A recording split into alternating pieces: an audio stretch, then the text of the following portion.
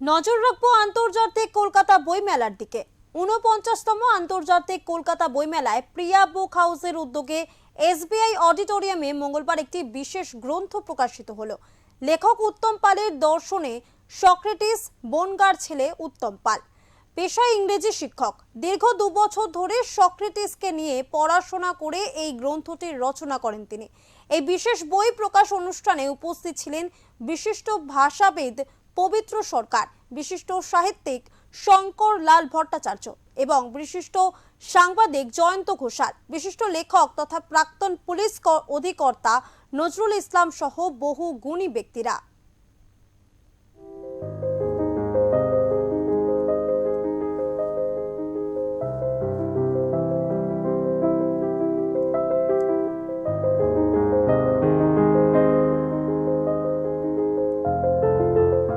এই মুহূর্তে আমরা যেখানে রয়েছি দেখে বোঝা যাচ্ছে সেটা হচ্ছে কলকাতা বইমেলা ২০২৬। কলকাতা বইমেলার প্রাঙ্গণে এই মুহূর্তে আমরা এসে উপস্থিত হয়েছি এবং যেটা আপনাদেরকে জানিয়ে রাখবো যে এখানে কিন্তু আজ লেখক উত্তম পালের একটি বই উদ্বোধন হতে চলেছে।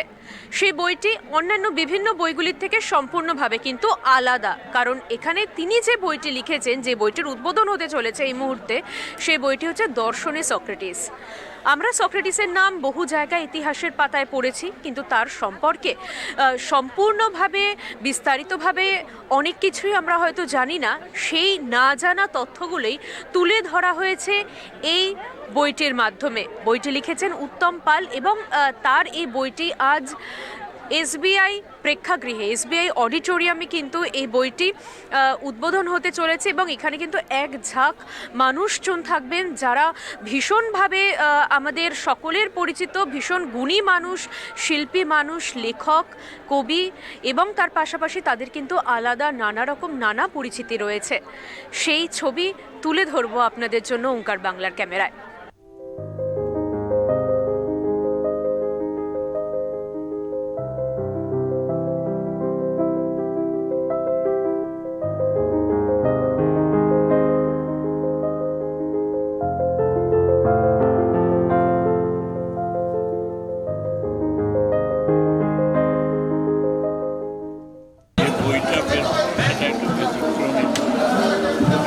সাধারণভাবে বুক ফেয়ারে জনপ্রিয় বইয়ের মধ্যে পড়ে না। তা সত্ত্বেও প্রকাশক সক্রেটিসের উপর একটি বই প্রকাশ করছেন এবং লেখক সেটি পরিশ্রম করে লিখেছেন। ফলে সব দিক থেকে ব্যতিক্রমী অনুষ্ঠান, আর বক্তারাও নিজেদের তারা প্রত্যেকে বিশেষজ্ঞ, তারা বলেছেন। আমার তো খুব ভালো লেগেছে। যে লোকে এখন বই পড়ার পাশাপাশি এত সোশ্যাল মিডিয়া করছে, এত এআই এর মধ্যে ঢুকেছে, ফোন নিয়ে এত ব্যস্ত, যে বইয়ের দিকে চোখটা কতক্ষণ থাকে সেটা একটা ভাববার জিনিস। আগে এখনও আমি যেমন I have not graduated into AI or social media, আমার কোনো সব নেই, নম্বর নেই। আমি এখনও দরকার হলে যখন লিখি, কোনো বইয়ের প্রয়োজন হলে, কোনো তথ্যের প্রয়োজন হলে, আমি ওই সিঁড়ি দিয়ে উঠে আমার বাড়ির লাইব্রেরি থেকে বই নামিয়ে পড়ি। মানে ওই প্রিন্টেড বুক, মানে মুদ্রিত বই যেটা আমরা চারিদিকে এখন দেখছি, এটা একটা আশ্চর্য সভ্যতার চেহারা মানুষের জীবনে। এর থেকে সরে যাওয়াটা হচ্ছে এক ধরনের বলা যেতে পারে করুণ পরিণতি। তো এখন যেটা হয়েছে, মেলা হবেই, এটা কালে এটাই হয়তো হওয়ার ছিল, কিন্তু আমার ধারণা, আমার বিশ্বাস, বই আবার ফিরে আসবে, বই থাকবে। বইকে এভাবে পাশ কাটিয়ে মানুষের বাঁচা সম্ভব না। প্রথমত সক্রেটিস নিয়ে একটা বইমেলায় প্রকাশিত হচ্ছে, এটাতে আমি অত্যন্ত আহ্লাদিত। তার কারণ যে এখন একটা এইরকম পারসেপশন তৈরি হচ্ছে যে আমরা সিরিয়াস বইয়ের পাঠক নেই। আমাদের কাছে বই মানে হচ্ছে রহস্য, রোমাঞ্চ সিরিজ। বই মানেই হচ্ছে যে সেখানে সাংঘাতিক খুন, জখম, ডাকাতি, মারামারি, তারপরে বিবাহ বহির্ভূত প্রেম থেকে খুন, সেই খুন থেকে কীরকমভাবে ডিটেকটিভ নিয়ে আসা, এইগুলো এখন আমাদের কাছে দস্তুর।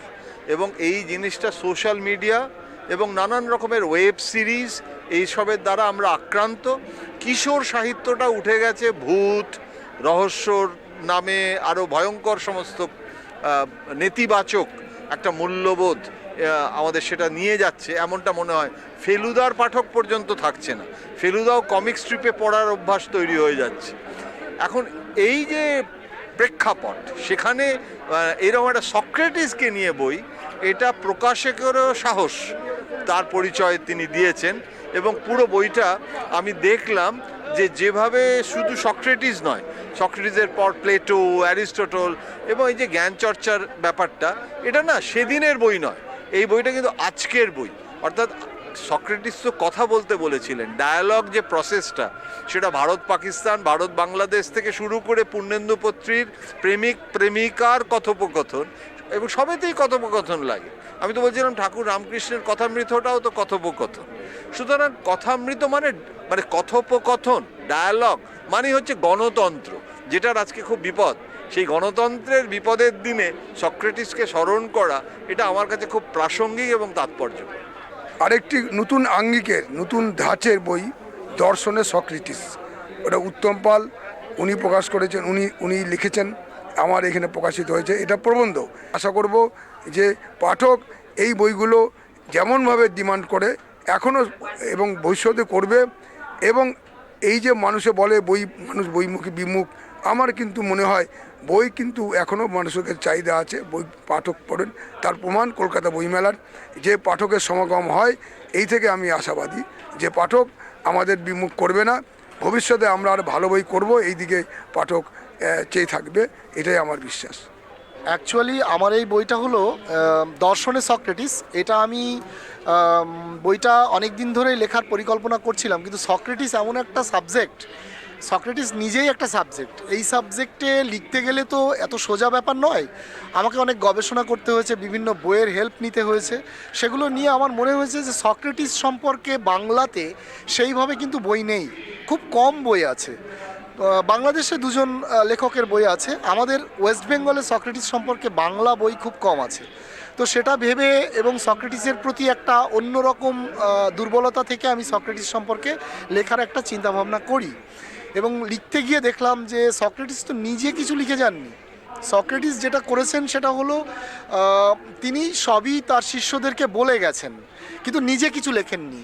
তো সক্রেটিস সম্পর্কে লিখতে গিয়ে আমার এসে গেল প্লেটোর কথা, প্লেটোর অ্যাপোলজি, প্লেটোর ক্রিটো, ফিডো, এসব বইয়ের রেফারেন্স এসে গেল, দ্য রিপাবলিক এসে গেল। তো এইসব বইয়ের রেফারেন্স থেকে আমি চেষ্টা করলাম সক্রেটিসকে লেখার। এবং সক্রেটিস এমন একজন ব্যক্তি, আমার মনে হতো যে তাকে কেন হেমলক বিষ দিয়ে মারা হলো এবং তাকে মরতে কেন বাধ্য করা হলো।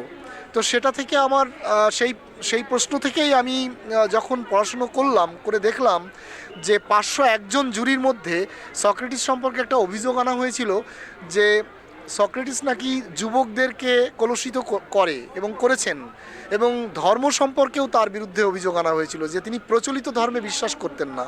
সেই কারণে সক্রেটিসকে নিয়ে অভিযোগ আনা হয় তৎকালীন সময়, এবং 501 জন জুরির মধ্যে 280 জন সক্রেটিসের বিরুদ্ধে কথা বলেন এবং ভোট দেন। তার ফলেই সক্রেটিসের মৃত্যুদণ্ড হয় এবং হেমলক বিষ পান করে সক্রেটিসকে মরতে হবে এটা বলা হয়। তারপর যখন তিনি জেলে ছিলেন, তাকে কারাগারে রাখা হয়েছিল, তাকে কিন্তু তার শিষ্যরা পালানোর সুযোগ করে দিয়েছিলেন, কিন্তু সক্রেটিস পালাননি। তিনি সত্যের থেকে কখনো সরে যাননি, তিনি আদর্শের পথ থেকে কখনো সরেননি। এই যে ভাবনা, মৃত্যুকেও বরণ করে নিয়েছেন কিন্তু সত্যের পথ থেকে সরেননি, এই যে একটা অনড় মনোভাব, আদর্শকে সত্যকে পাথেয় করে চলা, এটা মানুষকে ভীষণভাবে অনুপ্রাণিত করবে। সেজন্য সক্রেটিস নেই আমাদের মাঝে, কিন্তু তবুও সক্রেটিস আমাদের মাঝে আছে। তাই আমি এই বইটা লিখি এবং এই বইটাতে সক্রেটিসের সাথে সাথে প্লেটো এবং অ্যারিস্টটল এই দুজনের রেফারেন্স এসেছে।